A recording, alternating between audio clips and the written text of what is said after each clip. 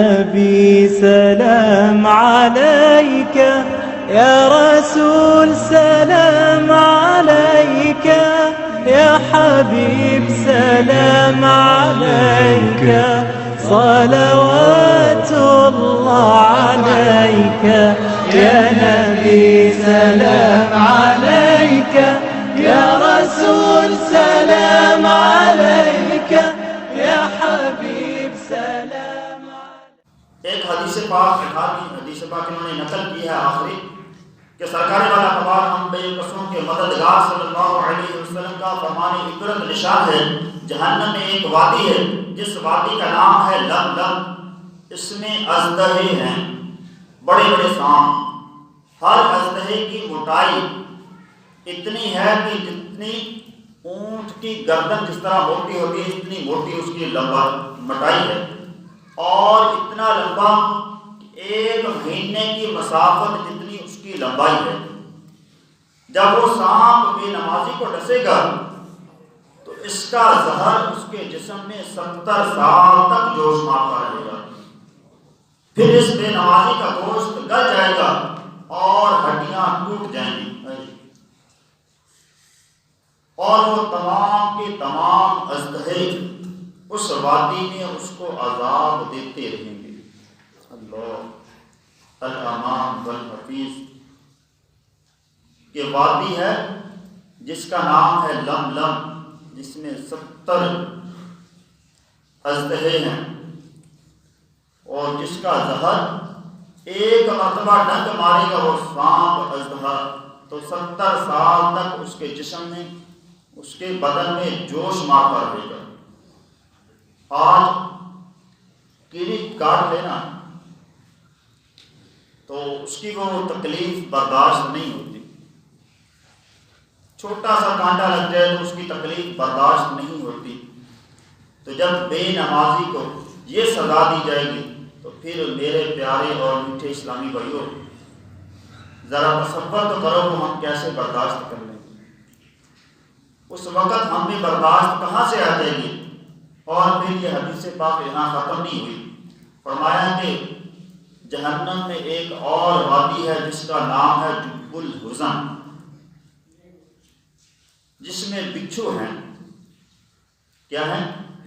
بچھو ہیں، اور ہر بچھو سیاہ خچر کی طرح بڑا ہے.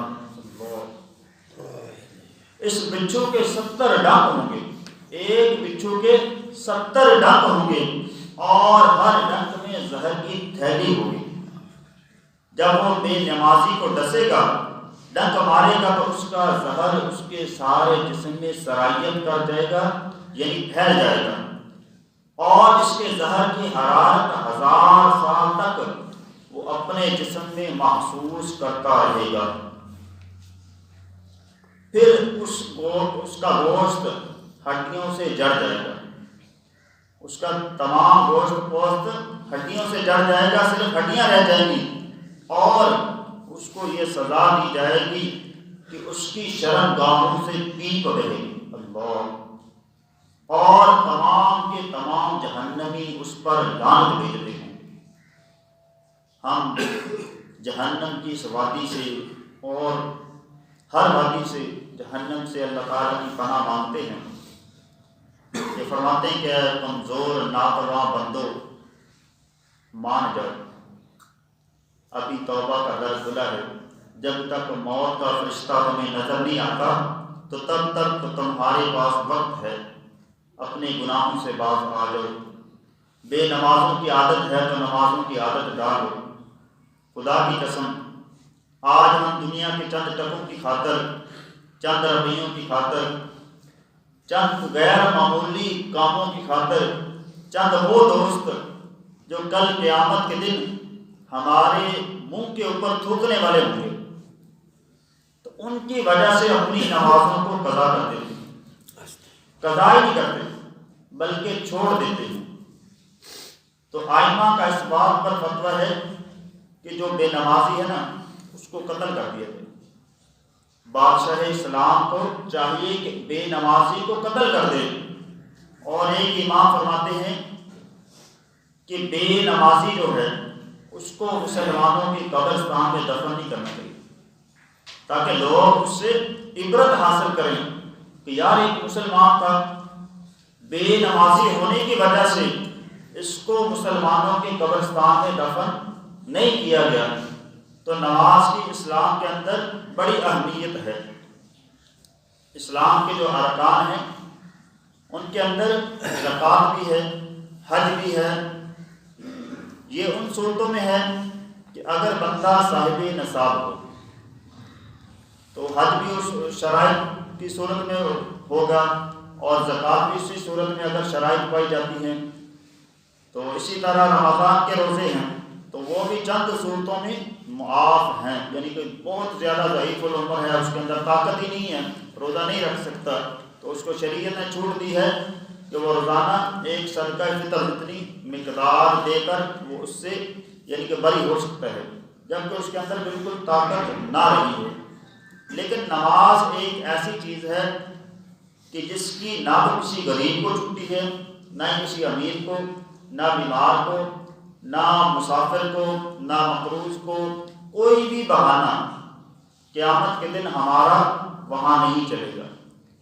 آج اگر ہمیں کوئی سمجھاتا ہے، ہمیں کہتا ہے کہ آپ نماز پڑھا کرو، حاجی صاحب مثال کے طور پہ آپ کو کہتے ہیں کہ آپ نماز پڑھا کرو، تو آپ یہ بات کہہ کے اس کو مطمئن کر دیتے ہیں، خاموش کرا دیتے ہیں کہ یار میری تو دکان کا مسئلہ ہے، یار آپ سمجھتے ہو کہ میری ڈیوٹی اتنی سخت ہے کہ وہ نماز کے لیے چھٹی نہیں دیتے، یا میری تو فلاں مجبوری ہے۔ اور بہت سارے مجھے یہ کہتے ہیں کہ صاحب بس آنکھ نہیں کھلتی، فجر کی نماز کیوں نہیں پڑھ رہے ہیں، وہ آنکھ نہیں کھلتی۔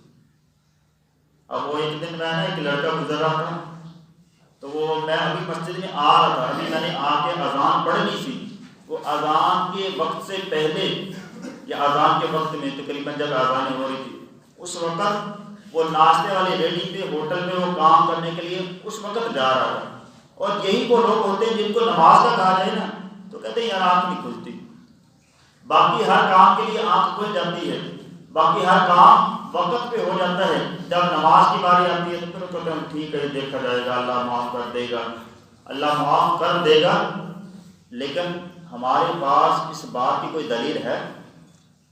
کیا آپ کو کسی نے کوئی سند لکھ کے دے دی ہے کہ یار کوئی بات نہیں ہے، نمازیں نہ بھی پڑھو تو اللہ تعالیٰ آپ کو معاف کر دے گا؟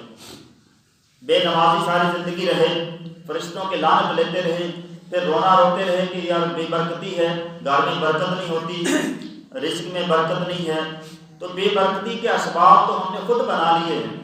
تو ان سے باز آئیں، اپنی نمازوں کی عادت بنائیں، اور جو نمازیں پنجگانہ ہم پر فرض ہے کوشش کریں کہ وہ میں نے پانچوں کی پانچیں باجماعت پڑھنی ہے۔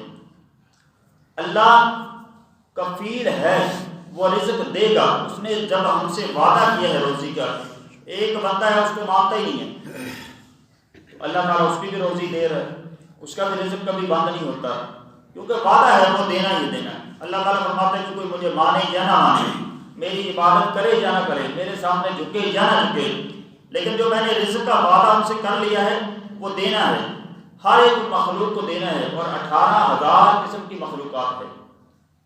یہ صرف انسان کی ایک فطرت ہے کہ یار میری مجبوری ہے، فلاں ہے، عذر اپنے بہانے بناتا رہتا ہے، باقی 18,000 قسم کی مخلوقات کو بھی اللہ تعالیٰ روزی دے رہا ہے۔ تو انسان کا یقین کتنا کمزور ہے کہ کیا تجھے بھی اللہ تعالیٰ روزی دے گا؟ یار نماز پڑھنے سے برکت ملتی ہے، اس کے رزق میں برکت دی جاتی ہے، اس کی زندگی میں برکت ہو جاتی ہے۔ تو یہ بہانے وغیرہ چھوڑ دیں، اپنی پکی پکی نمازوں کی عادت بنا لیں، بس رب کے در پہ جھک جائیں کہ مولا جو پہلے ہو گیا تو اس سے میں معافی چاہتا ہوں، اب پکا عہد کر لیں کہ مولا آج کے بعد میری کوئی نماز قضا نہیں ہوگی، آج کے بعد میں کوئی نماز نہیں چھوڑوں گا، کام لیٹ ہوتا ہے تو ہو جائے، آگے پیچھے کچھ ہو جاتا ہے تو ہونے دو، لیکن نماز کو نہیں میں نے چھوڑنا۔